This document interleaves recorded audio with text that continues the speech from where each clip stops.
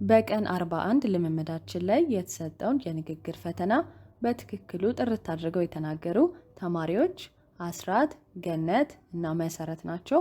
በጣም ጎበዞች፣ በጣም ነው የኮራውባችሁ። በዚሁ ቀጥሉ። ምንም ስህተት የሌለው ደስ የሚል እንግሊዝኛ ነው ያወራችሁት። ሃይ ማይ ዲር ስቱደንትስ ዌልካም ቱ ዴይ 42። ዛሬ የቀን 42 ልምምዳችን ይሆናል። እንደተለመደው ይህን ቪዲዮ ላይክ በማድረግ ለብዙ ተማሪዎች እንዲደርስ አድርጉልኝ። ወደ ልምምዳችን እንሂድ። በዛሬው ልምምዳችን ላይ ሁለት አይነት ቅርጽ ያላቸው አረፍተ ነገሮች እናያለን። የመጀመሪያው የሚሆነው ዘይ ዌር። ዘይ የሚለው በባለፈው እንዳየነው እነሱ ማለት ነው። ዌር ደግሞ ያለፈን ነገር ምንገልጽበት ነው ማለት ነው። ዘይ አር ስንል እነሱ እንደዚህ ናቸው ብለናል። ዘይ ዌር ስንል ደግሞ እነሱ እንደዚህ ነበሩ ይሆናል ማለት ነው። ወደ ልምምዱ እንሂድ። ተዘጋጁ፣ እንጀምር። ዘይ ዌር ፖላይት። ዘይ ዌር ፖላይት። ትሁት ነበሩ። ዘይ ዌር ፈኒ። ዘይ ዌር ፈኒ። ቀልደኛ ነበሩ። ዘይ ዌር ፑር። ዘይ ዌር ፑር። ድሃ ነበሩ። ዘይ ዌር ሻይ። ዘይ ዌር ሻይ። አይናፋር ነበሩ። ዘይ ዌር ሌዚ። ዘይ ዌር ሌዚ። ሰነፍ ነበሩ። ዘይ ዌር ክሩል። ዘይ ዌር ክሩል። ጨካኝ ነበሩ። ዘይ ዌር ስኬርድ። ዘይ ዌር ስኬርድ። ፈርተው ነበር። ዘይ ዌር ሮንግ። ዘይ ዌር ሮንግ። ተሳስተው ነበር። ዘይ ዌር ሾክድ። ዘይ ዌር ሾክድ። ደንግጠው ነበር። ዘይ ዌር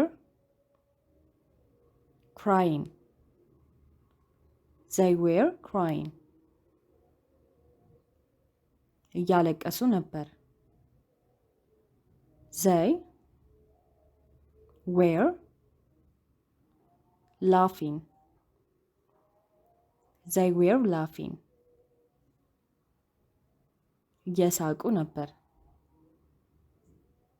ዘይ ዌር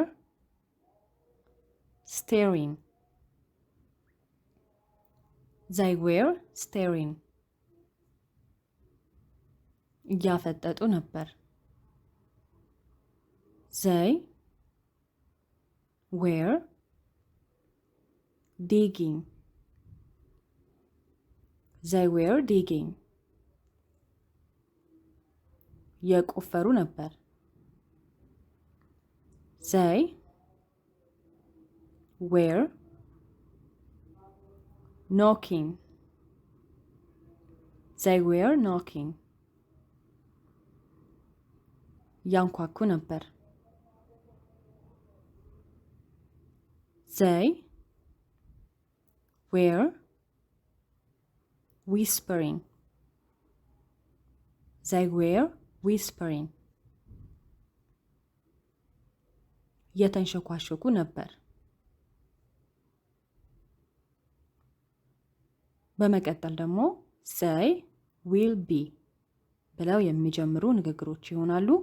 will be የሚለው የሚገልጸው ደግሞ የወደፊቱን ነው ማለት ነው። they will be rich. they will be rich. ሀብታም ይሆናሉ። they will be strong. they will be strong. ጠንካራ ይሆናሉ። they will be alone. they will be alone.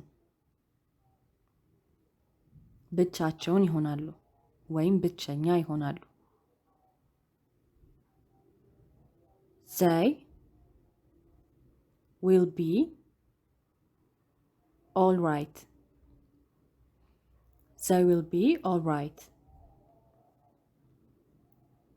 ደህና ይሆናሉ።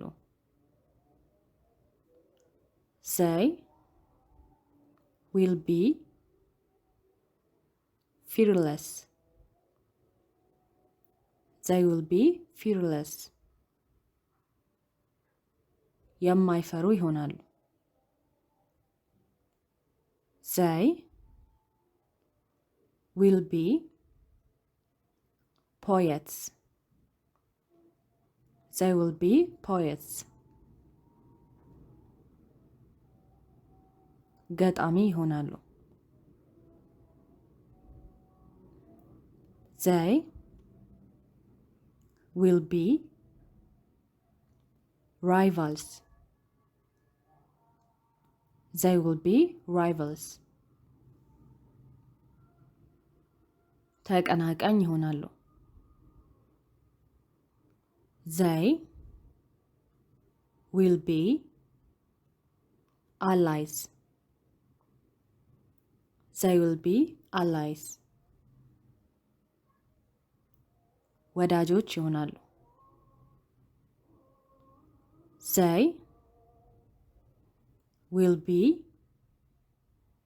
lost. they will be lost. ይጠፋሉ። they will be apart. they will be apart. ይለያያሉ። they will be present. they will be present. ይገኛሉ። they will be forgotten. they will be forgotten. ይረሳሉ። they will be joining. they will be joining. ይቀላቀላሉ።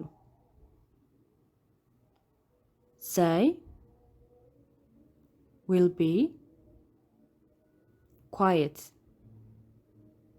they will be quiet. ጸጥ ይላሉ። they will be awake. they will be awake. ከእንቅልፋቸው ይነቃሉ። ንግግሮችን ጨርሰናል። ወደ ፈተናችን እንሂድ። 10 ንግግሮች ናቸው። they were cruel. they were shocked. they were wrong. they were knocking. they were staring. they will be quiet. they will be apart. they will be awake. they will be rivals. they will be present.